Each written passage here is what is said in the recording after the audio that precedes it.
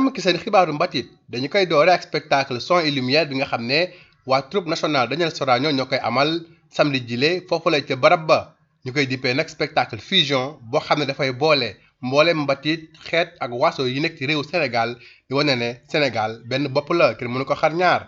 En symbiose, les grandes voix de l'ensemble traditionnel, les talentueux danseurs et danseuses du ballet national La Linguère, colorés par des déclamations des professionnels de la troupe nationale dramatique. Ce spectacle, Demba ak Tay, mis en scène par Omar Sy, sera offert aux Sénégalais en guise de Ndewenal Korité. Il verra la participation des anciennes pensionnaires de Sorano et grandes divas de la musique traditionnelle sénégalaise. Vous allez revivre de belles envolées lyriques d'hier avec Khar Mbaye Madiaga, Soda Mama Fall, Ndeye Mbaye Jinma, Khady Diouf, Mao Kouaté, Acha Wele, Daro Mbaye, Fatou Guewel, Fanta Sakho et Kiné Lam.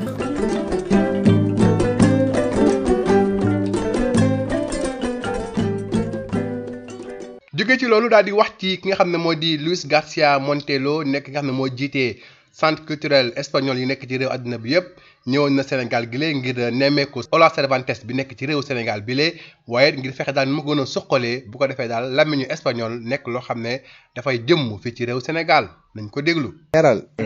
Soy Luis García Montero, el director del Instituto Cervantes y estoy en Dakar con motivo. Man maay Luis García Montelo man maay directeur du centre culturel espagnol di Ola Cervantes nekk àddina wërngal kàpp dama ñëw fii ci Dakar nag ngir ànd ak premier ministre bi daal di inauguré li nga xam ne mooy centre culturel Ola Cervantes bu bees bu nekk fii ci réew Sénégal li ñu bëgg nag moo di jëmmal bu baax a baax lépp lu jëm ci wàllu centre culturel bi ak it mbatitu réewu Espagne waaye it fesal bu baax importance bi nga xam ne làmmiñu espagnol am na ko ci université ndax xam nga ne am na département sax boo xam ne mi ngi jàngale làmmiñu espagnol fii ci Ndakaaru centre bi sax mooy njëkk nekk centre bu mag boo xam ne nañ ko amal fii ci Afrique sowu jant te lu ni mel ngir rataxal diggante bi Sénégal ak Espagne jaare ko ci wàllu mbatit ak ci wàllu jàng làmmiñu espagnol xayma yi jot na wane ne sax am na lu toll ci lu ëpp 1 million ci ay étudiants yuy jàng wàllu espagnol te loolu la nag lu am solo la centre bi it lu jël étudiants yi dina it jàppale ñiy jàngale espagnol maanaam professeurs yi ngir ñu gën a am xerañte ñu gën leen former tàggat leen may leen sax ay pexe ñu mën a dem Espagne ñëwaat gën a mën a jonjonte ak làmmiñu espagnol bi dinañ amal it benn bibliothèque maanaam ab kàggu ngir dafa def ay téere ci làmmiñ espagnol bu ko defee xale yi ak képp koo xam ne rek làmmiñ bi yitteel na la nga ñëw gëstu ko dinañ amal it ay activité jëm ci wàllu mbatit bu ko defee sax lu ni mel dina gën a fësal jokkaloo bi am diggante réew Espagne ak réewu Sénégal te lu ni mel sax mun na am muy am fii di am fële centre bi nag ni nga ko gisee fii la nekk ci booru université bi booru relais la nekk dafa nekk centre boo xam ne mu gën a yaatu nag su ko defee dañ koy installé daal di ci def lépp lu mu laaj daal di koy taaral mu méngoog jamono bu ko defee nag jàpp nañ ne daal fii ak weeru septembre bii di ñëw dina gën a mën a ubbi daal di nag gën a mën a liggéeyam jëm ci wàllu suqali làmmiñu espagnol ak it jokkalante ci wàllu mbatit diggante Sénégal ak Espagne. Lo han revisado para hacer una renovación que nos permita abrirlo en septiembre. La dirección exacta dásela tú. ñu yëgal leen ne Chula Ndiaye artiste chanteuse bi lay génnee na single lu bees daal di koy dippee Ngir Mbay Demba lenn ci askanu lébu yi la ciy tàgg nañ ci déglu tuuti. Ngir Mbay Demba boy Mbay Demba ana laati Mbay Demba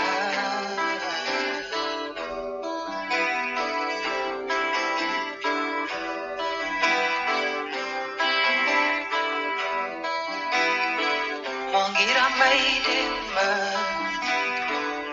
hoy Mbay Demba ana laati Mbay Demba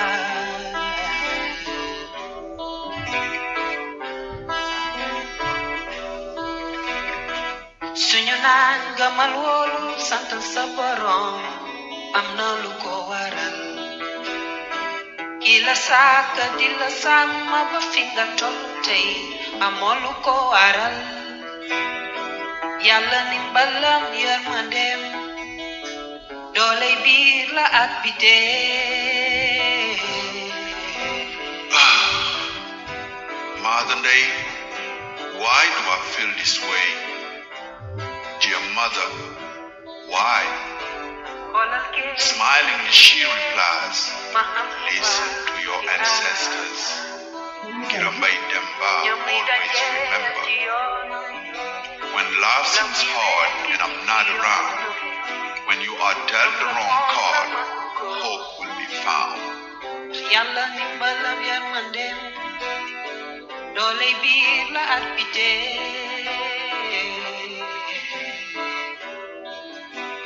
She said, listen to your ancestors. Kirambay Demba, always remember. Deluyon ibare fii la ngeen darkeppee seen xibaaru mbatit jërë ngeen jëf ci déglu bi.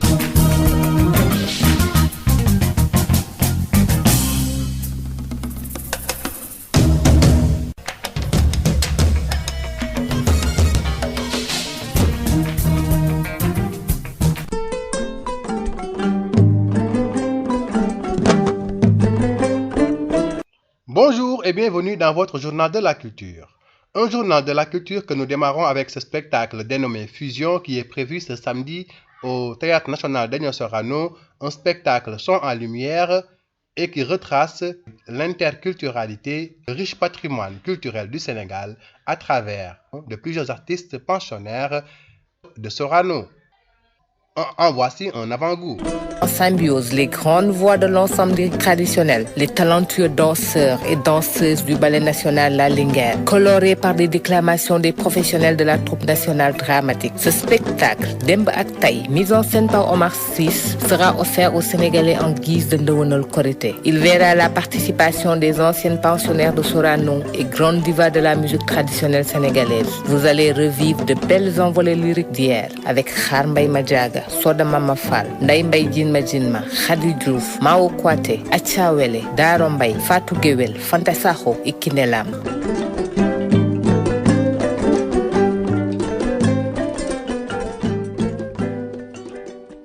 Luis Garcia Montelo, le responsable des centres culturels Ola Cervantes du monde, a séjourné à Dakar pour relancer les activités du centre Ola Cervantes de Dakar.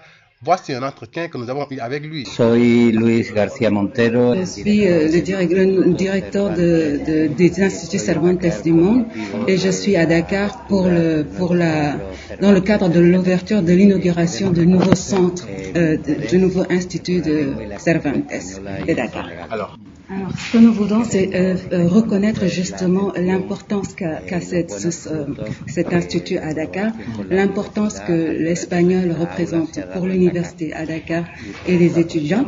Et c'est pour cela qu'on veut augmenter ce centre et créer un nouveau centre pour justement faire en sorte que cette importance-là soit prise en compte et qu'il y ait une meilleure collaboration, surtout avec l'université de Dakar, à travers ce centre-là.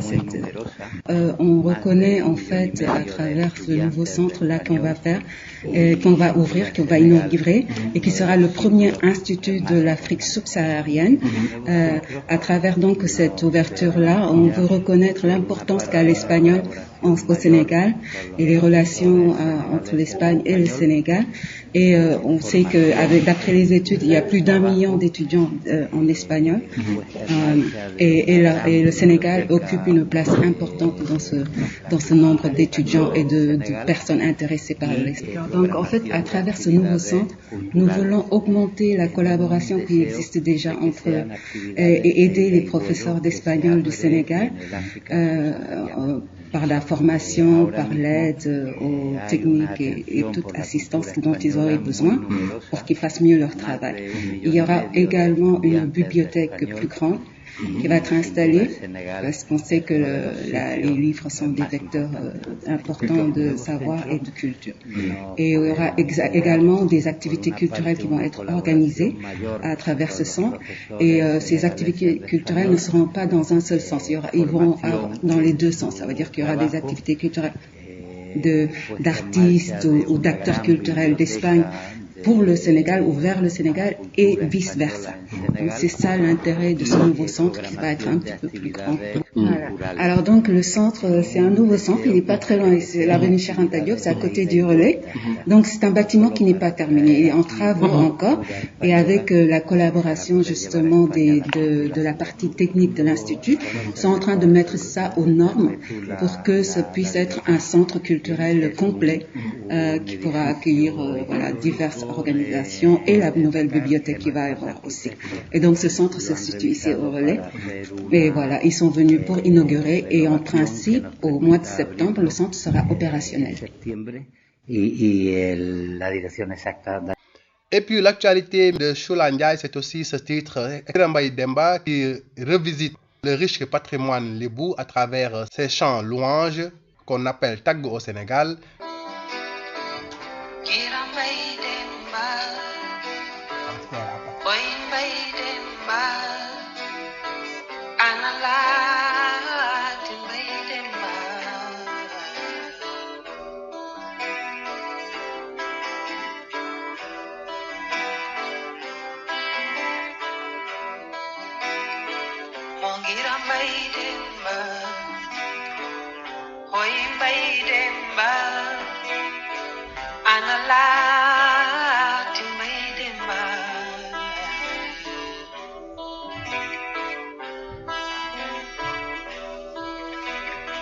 Suñu naan gamal wóolu sant sa borom am na lu ko waral ki la sàkk di la sàmm ba fi nga toll tey amoo lu ko waral yàlla ndimbalam yërmandeem dooley biir la ak bitee.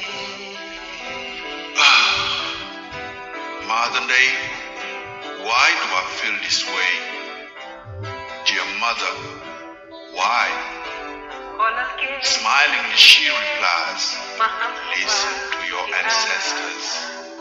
Kira Mbaye Demba, always remember. When life seems hard and I'm not around, when you are dealt the wrong card, hope will be found. Yàlla ndimbalam yërmandeem dooley biir la ak bitee.